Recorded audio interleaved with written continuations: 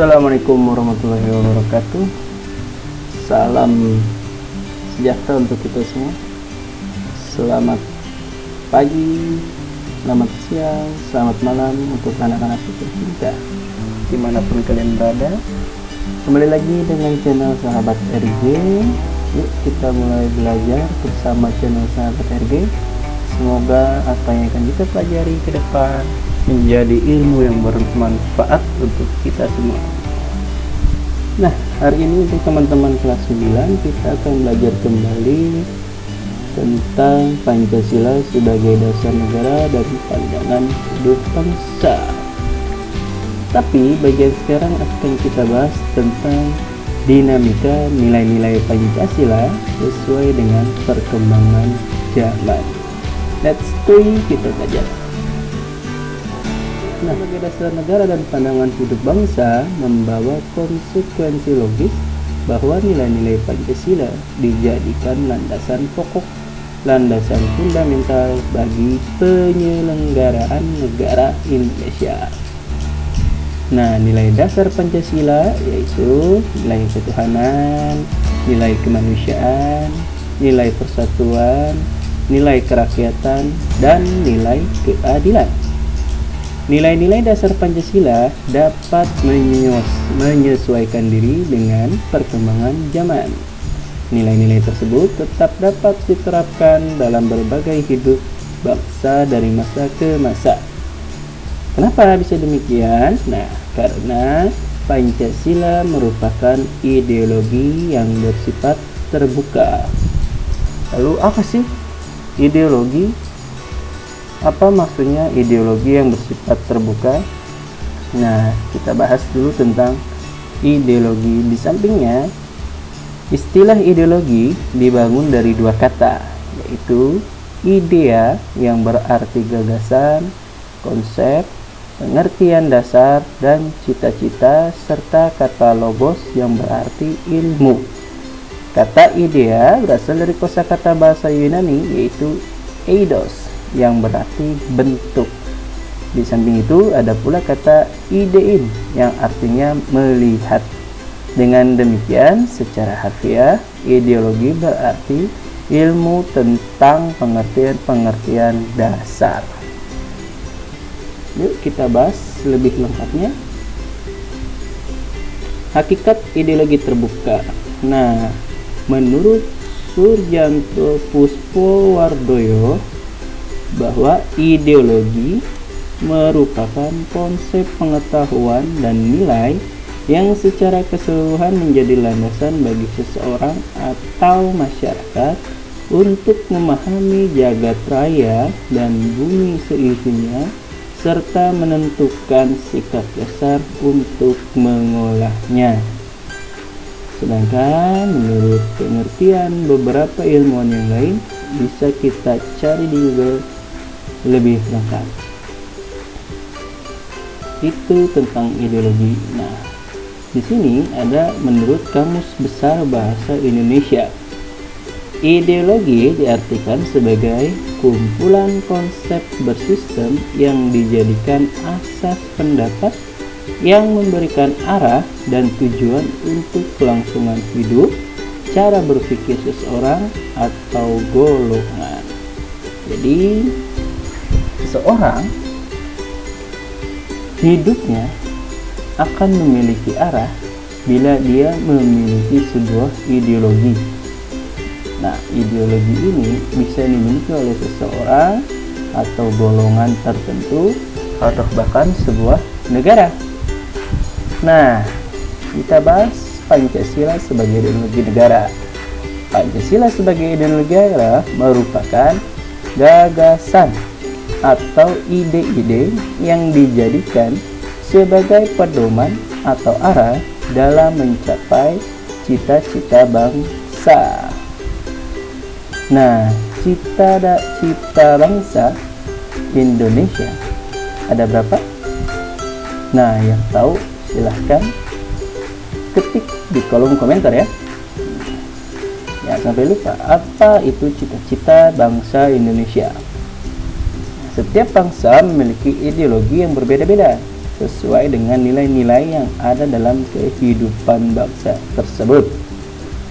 Maka dari itu, Pancasila sebagai ideologi negara merupakan ciri khas atau identitas bangsa Indonesia yang perlu dipertahankan dan terus dijadikan sebagai pedoman dalam menentukan arah dan tujuan yang diwujudkan dalam sikap dan perilaku bangsa Indonesia. Artinya, kawan-kawan, nah ini dalam kehidupan sehari-hari, sikap dan perilakunya harus sesuai dengan nilai-nilai yang tertuang dalam Pancasila. Ingat ya, dalam kehidupan sehari-hari, baik di rumah, di sekolah, atau di lingkungan masyarakat saat bermain bersama teman, sikap dan perilaku kita harus sesuai dengan nilai-nilai Pancasila. Nah, sikap seperti apa sih yang sesuai dengan nilai-nilai Pancasila? Ada yang tahu? Kalau tahu, silahkan komen di kolom komentar. Tapi, jika Pancasila tidak diwujudkan atau diamalkan dalam kehidupan sehari-hari oleh bangsa Indonesia, maka bangsa Indonesia akan kehilangan jati dirinya. Wow. Ciri khas ideologi terbuka adalah nilai-nilai dan cita-citanya tidak dipaksakan dari luar, melainkan digali dan diambil dari kekayaan rohani, moral, dan budaya masyarakat itu sendiri.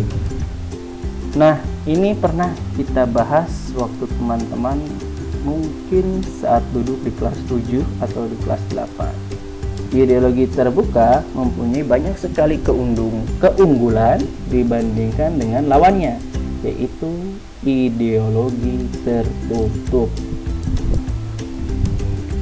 Lalu di mana bedanya ideologi terbuka dengan ideologi tertutup? Sekali lagi, ideologi terbuka yaitu nilai-nilai yang terkandung di dalamnya mampu mengikuti dengan perkembangan zaman. Sedangkan ideologi tertutup kebalikan dari ideologi terbuka, di mana perkembangan zaman harus sesuai dengan nilai-nilai yang tertuang di dalam ideologi tersebut. Itu bedanya ideologi terbuka dan ideologi tertutup. Kedudukan Pancasila sebagai ideologi terbuka. Nah, di sini akan kita bahas lebih dalam. Mengapa Pancasila dianggap sebagai ideologi terbuka? Keterbukaan Pancasila mengandung pengertian bahwa Pancasila, bahwa Pancasila senantiasa mampu berinteraksi secara dinamis. Artinya bisa mengikuti perkembangan zaman seperti apapun itu. Makanya disebut dinamis.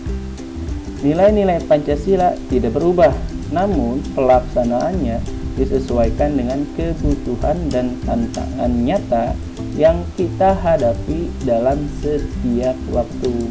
Hal ini dimaksudkan untuk menegaskan bahwa ideologi Pancasila bersifat aktual, dinamis, antisipatif, serta senantiasa mampu menyesuaikan diri dengan perkembangan zaman, ilmu pengetahuan, teknologi, serta dinamika perkembangan aspirasi masyarakat. Nah, ini perlu kalian catat ya, hal-hal yang seperti ini. Berdasarkan uraian di atas, keterbukaan ideologi Pancasila mengandung nilai-nilai sebagai berikut. Nah, ini nilai-nilai Pancasila sebagai ideologi terbuka. Yang pertama, ada nilai dasar, yaitu hakikat kelima sila Pancasila, di mana ketuhanan yang Maha Esa, kemanusiaan yang adil dan beradab, persatuan Indonesia, kerakyatan yang dipimpin oleh hikmah, kebijaksanaan dalam permusyawaratan perwakilan, serta keadilan sosial bagi seluruh rakyat Indonesia. Nilai-nilai dasar tersebut bersifat universal sehingga di dalamnya terkandung cita-cita, tujuan, serta nilai-nilai yang baik dan benar. Nilai dasar Pancasila selanjutnya dijabarkan dalam pasal-pasal Undang-Undang Dasar Negara Republik Indonesia tahun 1945. Sekali lagi, perlu kalian pahami, nilai dasar Pancasila yang kelima sila tersebut dijabarkan kemudian dalam pasal-pasal Undang-Undang Dasar Negara Republik Indonesia tahun 1945. Oke. Yang kedua, kemudian setelah nilai dasar ada nilai instrumental. Apa itu nilai instrumental? Nah, ini sebagai penjabaran dari nilai-nilai dasar ideologi Pancasila.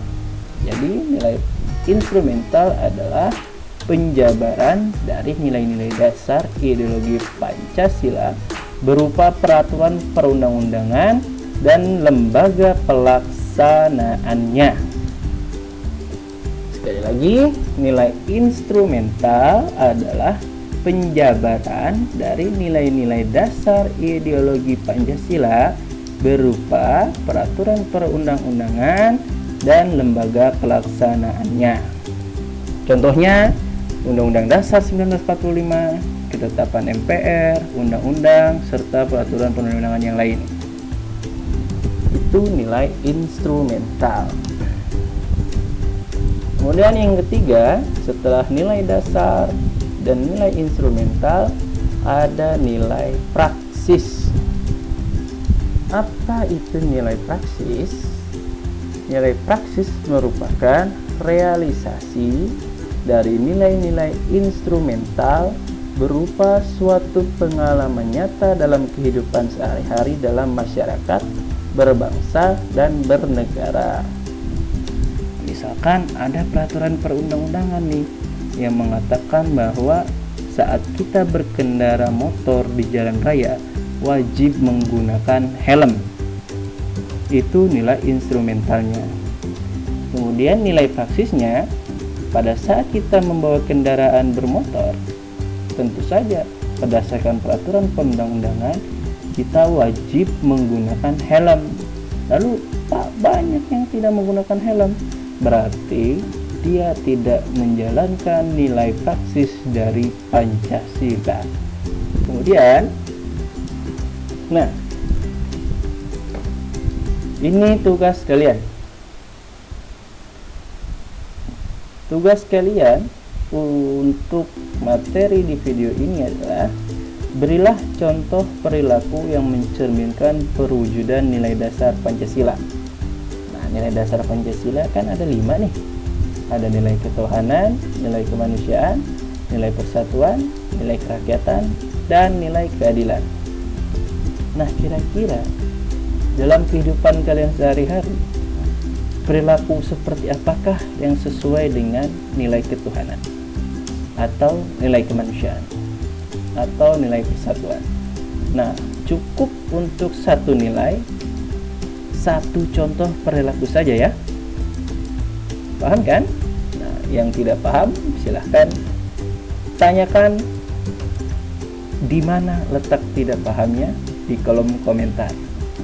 Itu saja untuk video kali ini. Sampai berjumpa di video selanjutnya. Wassalamualaikum warahmatullahi wabarakatuh.